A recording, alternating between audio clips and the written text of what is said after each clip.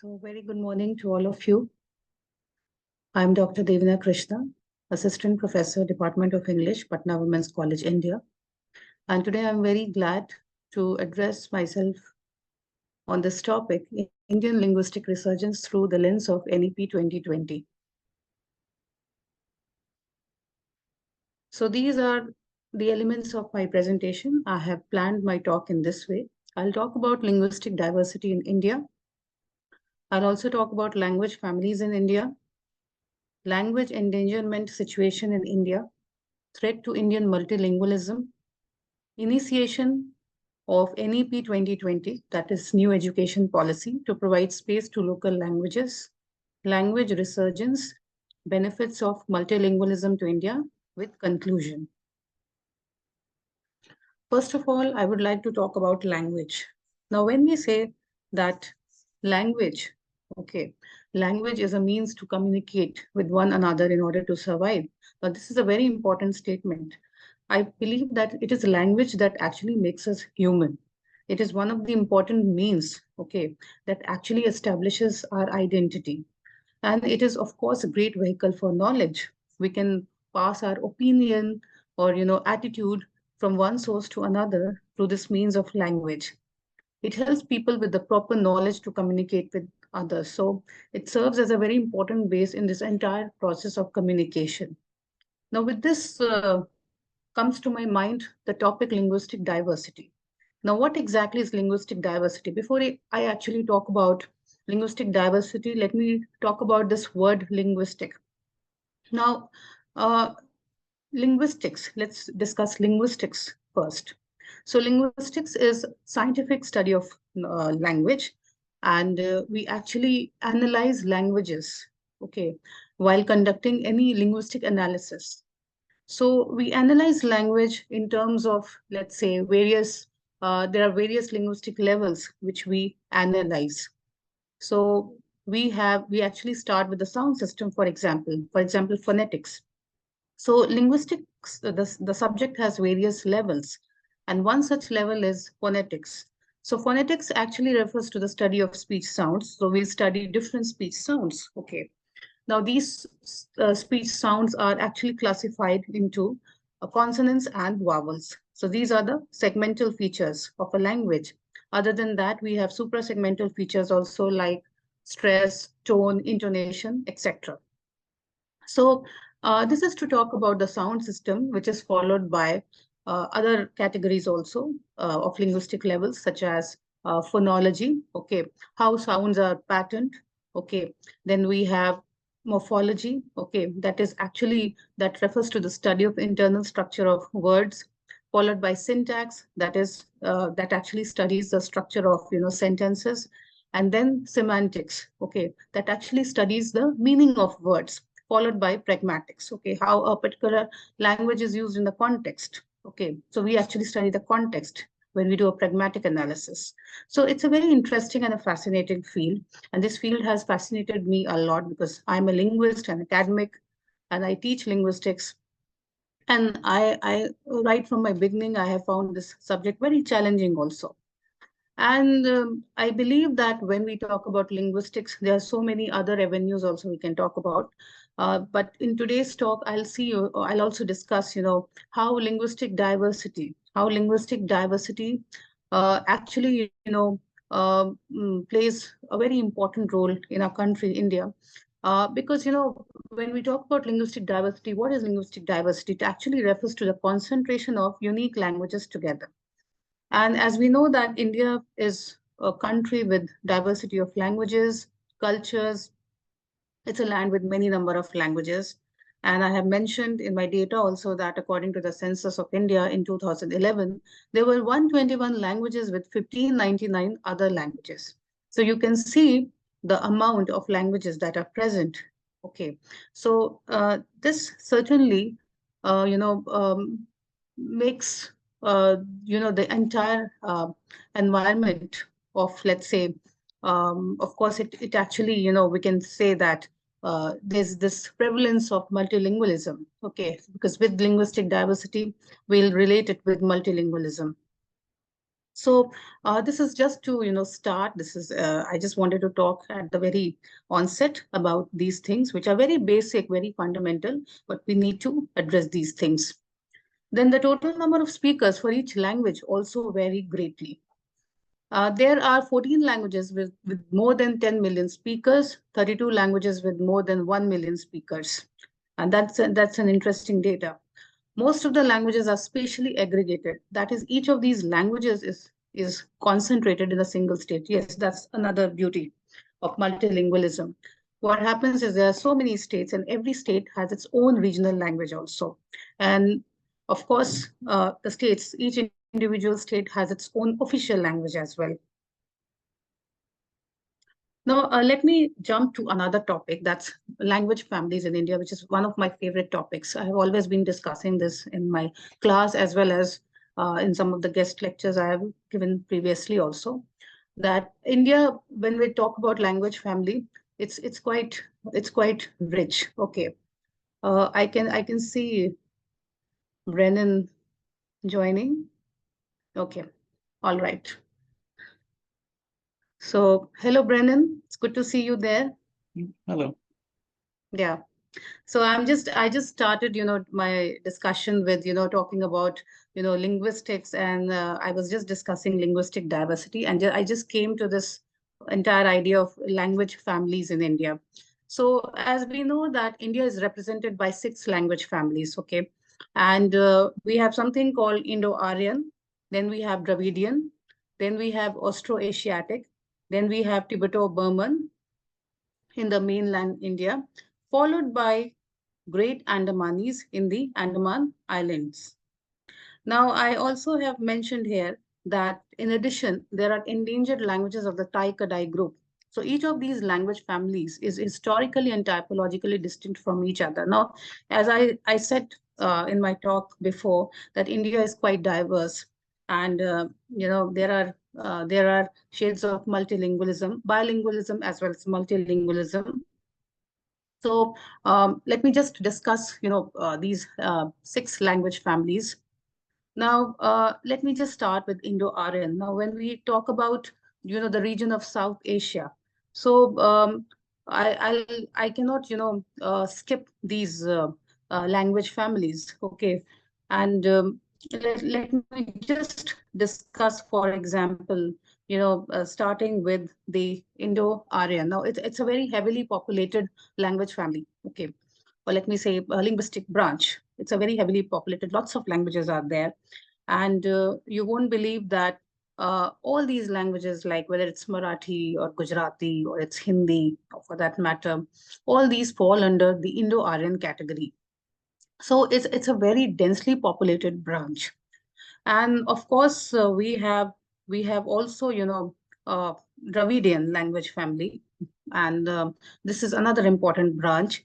And all these languages like Tamil, Telugu, Malayalam, and many other, they fall under the Dravidian branch, followed by Austro-Asiatic, and then we have Tibeto-Burman in the mainland India, and of course, Tai-Kadai is one group, and Great Andamanis in the Andaman Islands. And as I have spoken previously about Great Andamanis also, there has been, intense research in the area of Great Andamanis.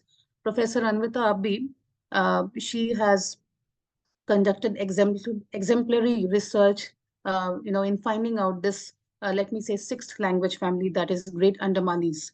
Okay, and she has produced, intensive work, and her works have been published, which is worth reading. And it just talks about, the prevalence of Great Andamanese language in the Andaman Islands. So I think these are very interesting things to probe into. And of course, so when we talk about the Indo-Aryan language family branch, here I cannot skip languages like Hindi, Punjabi, Marathi, Bangla, Sindhi, Rajasthani, Nepali, etc. And of course, when we talk about Dravidian language family, then the family is represented by Tamil, Telugu, Kannada, Malayalam, Tulu, etc. These are spoken in South Asia. So then we have the Austroasiatic, okay, which is represented by Moon Kim, Mon Khmer, and Munda. Okay, then we have Khasi, Jainti, or Panar spoken in Meghalaya, and Nicobarese in Nicobar Islands. Now, the recent language family, okay, that is Tai Kadai, that is another, that is another language family. And here we have Tai Khamti, which is a very vibrant language spoken in Arunachal Pradesh. And then we have another language, which is Ahom, that has almost, that is considered as a dead language, or let's say an extinct language. But of course, that belongs to this family. And in Tibeto-Burman, we have Bodo, Meitei, and Tamang, Garo, Jingfo. Okay, these are the languages that belong to this family. So let me also talk about one of my favorite parts, that is Great Andamanese in the Andaman Islands. So Andaman Islands are broadly divided into two set of groups. Okay, so we have Great Andaman and the Little Andaman. Now, Great Andamanese, let me say, Great Andamanese is a generic term that represents 10 languages among a family of languages that were once spoken by 10 different tribes living in the north, south, and middle of the Great Andaman Islands. Now, this term that is coined by Professor Anvita Abi, that's PGA, that's the present day Great Andamanese. You will find that term in her work, which refers to a mixture of four northern varieties of the Great Andamanese languages. And those four varieties are Jeru, Kora, Bo, and Sare. Okay, so we can say that you can see, this whole, let's say, different varieties of languages. And then, of course, South Asia, talk about South Asia, that's considered as languages paradise, okay, or we call it linguist paradise, okay. So there are more than 2,000 languages spoken in South Asia. So this is actually the representation of rich linguistic diversity represented in several languages, or let's say several linguistic families, okay, various languages, various varieties. And this, of course, shows the prevalence of bilingualism or multilingualism, diglossia, and of course, multiple orthographic systems. So diversity of languages, this is what the major thrust is, which I'm first addressing. Now, with diversity also comes the situation of language endangerment. And of course, there is a situation of language endangerment in India. So when do we consider a language endangered? A language is considered endangered when it is almost on the path towards extinction. And without adequate documentation, a language that is extinct can never be revived. That is very true. This is one way through which we can, preserve our languages, language documentation. And a language, it is in danger when its speakers cease to use it. Okay. Now, there are various reasons of this entire, issue of endangerment. There are various reasons for this. As I mentioned here also, like maybe one of the reasons might be that the speakers, they don't use the language anymore, okay? And they have stopped, passing it on from one generation to another. Now, the data shows here by the earlier linguistic literature, it shows that 97% of the world's people speak about 4% of the world's languages. And conversely, about 96% of the world's languages are spoken by about 3% of the world's people. Now, this is another interesting data, you see. Now, it says no longer being acquired by children. At least 50% of the world's more than 6,000 languages are losing speakers. So that's an issue of concern, okay? And here the job of, let me say, documentary linguists play a lot of role.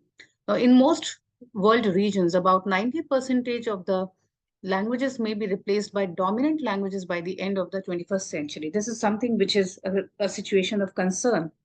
Because when we talk about linguistic imperialism, we can see that how certain languages are trying to dominate. Okay, so what we feel as linguists, that each and every language should be celebrated, okay, in one way or the other.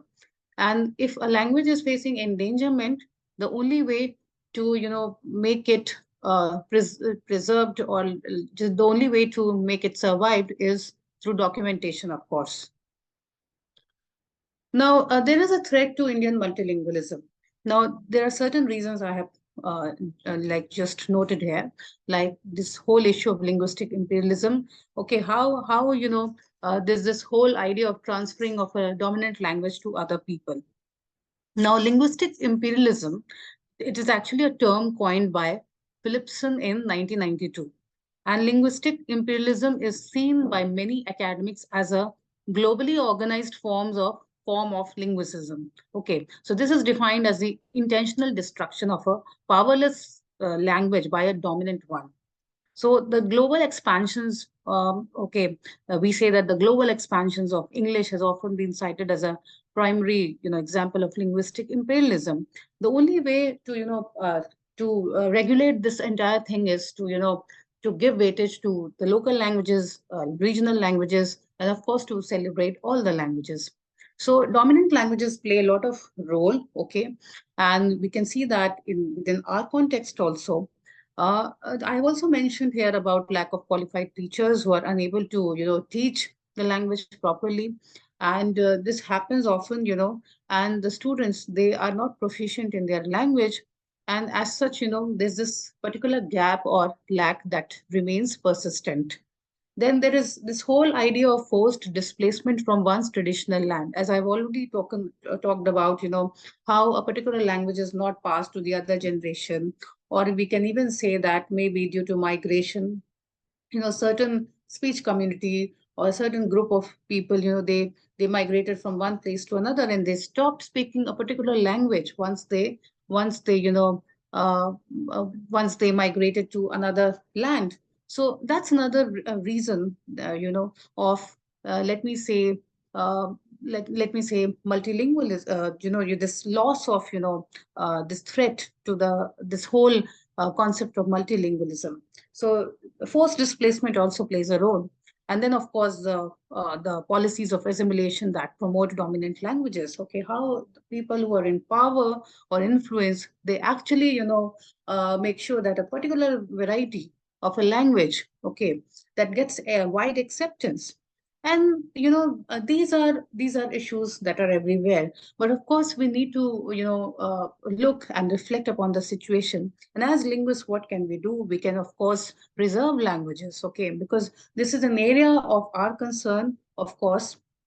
And I think we can, play a major role in preservation of these tongues. Now, let me talk about the initiation of New Education Policy 2020 in India to provide space to local languages. Now, I just thought that most of the times I talk about linguistic diversity, situation of linguistic endangerment, and then, the ways to preserve the dying languages, okay? What has been going on in the, area of language documentation. I myself have been, I'm also a part of that. I'm also trying to, revive, certain languages by working in certain projects, how maybe a particular area or a subject, okay, or let me say a particular, uh, aspect on which I'm working. So I feel that, if I'm trying to work on a certain aspect, maybe I'm trying to contribute, some of my, potential in preserving that language.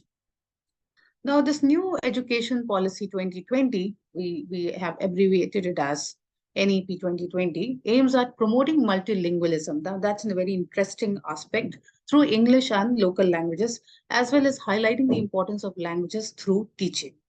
So the government intends to introduce a local language at the foundation and primary school stage. So this is what the government intends to, introduce. So there's this whole idea to introduce a longer local language at the foundation and primary school stage. So there's a lot of thrust, upon local languages as far as the NEP is concerned. And effort would be made to teach all languages across the country with the highest quality. So this is a very important aspect, okay, related to languages as far as the NEP 2020 is concerned.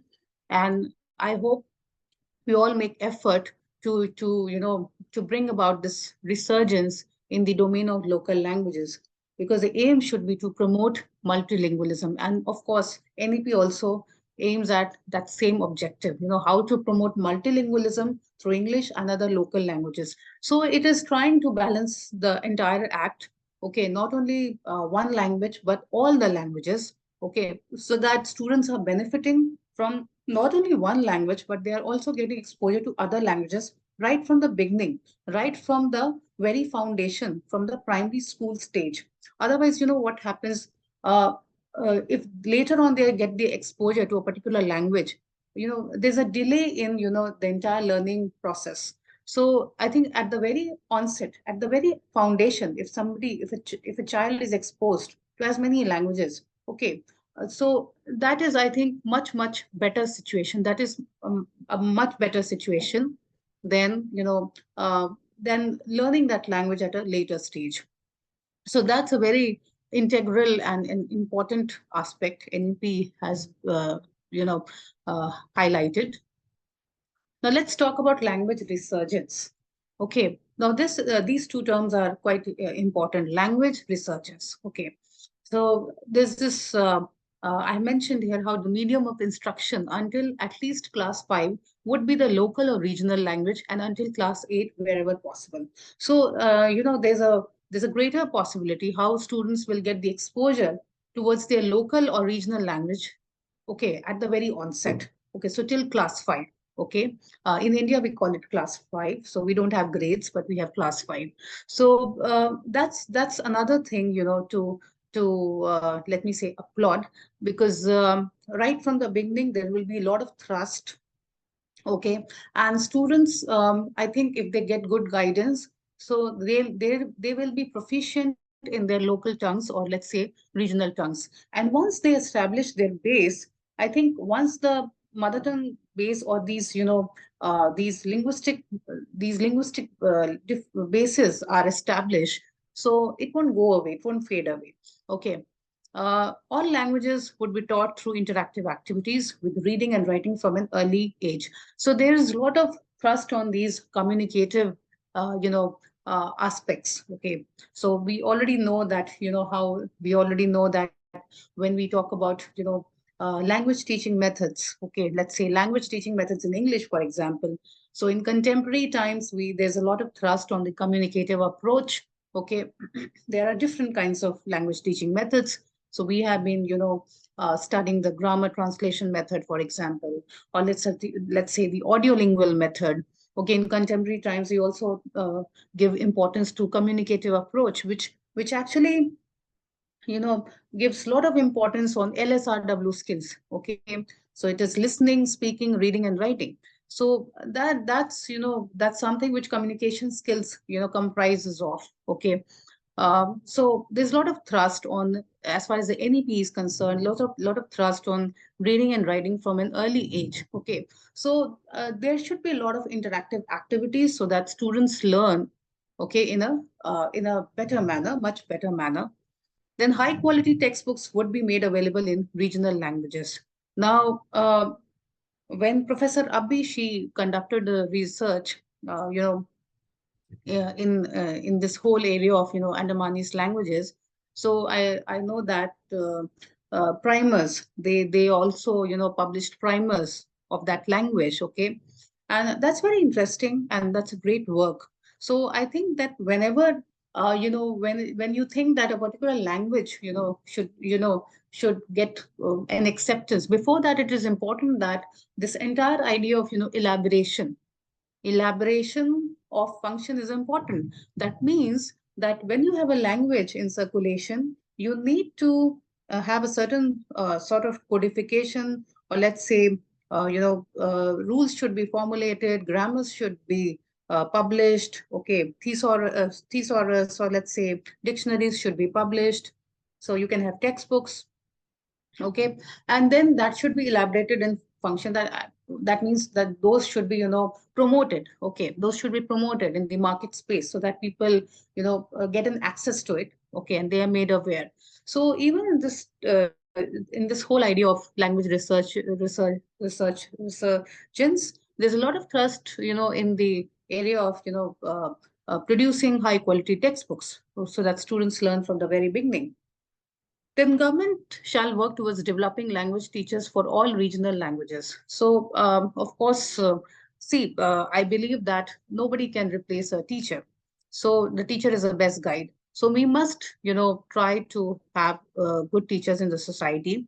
And for that, government needs to, do a lot of, effort so that, the teachers, they receive formal training at all, at different phases, okay, within their teaching career for all the regional languages. So there should be proper training, and this is what NEP highlights upon.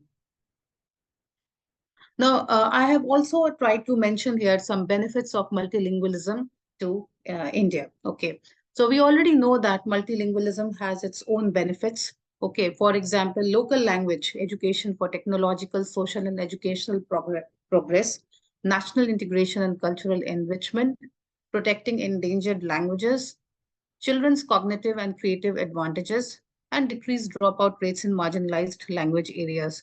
Now, this whole idea of multilingualism, when we say linguistic diversity, we relate it with multilingualism. And India is multilingual from all aspects. So there is a prevalence of so many languages. Okay. Now, of course, it has its own, sunny side. So when we say protecting endangered languages, this is not only, uh, this comes as, of course, there's this whole idea of, an important aspect, okay, to reflect upon, and even, what can we do as common, mm, man? What can we do as a common man? We can protect endangered languages. Now, as a layperson, as a common man, you can speak your language. That's why I always say that never stop, speaking your mother tongue. You must hold on to it. You must speak that. But the point is that just by speaking it is not sufficient. There are many languages that are almost on the verge of dying. So yes, there the role of documentary linguists play. Okay, they need to play their roles very well, and this whole idea of language documentation, that serves a purpose there. So what you need to, as a common person, you must speak your mother tongue. Okay, never stop using it. So of course, when there's this whole situation of multilingualism, the idea to protect endangered languages, okay, becomes prominent. Okay, and that's a sunny side. Of course, children benefit a lot. They have, there's this sparge and, there's this, they have this increased level of cognitive and creative advantages. Okay. So if a child is learning more than two languages, naturally his or her cognitive and creative abilities will enhance instead of a child who's just learning two languages. Okay. Imagine you just a monolingual community. Okay. It looks very odd, and, that's not I think learn as many languages as you can, and that's why we say that to enhance your cognitive and creative abilities, you must learn as many languages. So uh, being monolingual, that's not an idea I support, but I just support this fact that be multilingual, be polyglot, and today we are all addressing ourselves in this entire, on this platform of polyglot conference. So here also, there's this whole idea to promote multilingualism. Okay, promote as many languages. So that's the best thing one can do. And of course, for of course national integration and cultural enrichment, these are also the plus sides. And there is, when you have multilingual environment, there's this local language education available for technological, social, and educational progress. So I think we must celebrate all languages. That's the whole idea. Okay, and since now we are fortunate that we have this area of language documentation. We can preserve languages, because preservation of languages is very important. And as I told you that now we have software, we can annotate the data, and we can make records of data for the future generation. So with that, I come to the conclusion of my talk. So as I was saying, that India has a variety of languages, tradition, and customs. traditions and customs. And of course, awareness and promotion of the languages and cultures is important for national integration. Okay, so we need to make people aware. We need to promote languages, cultures. Okay, that's very important for one's nation's integration. Also, to build a sense of belonging, pride, and appreciation of other cultures among children. So we need to pass this, these languages to other generation as well, and only then they can, imbibe and they can learn.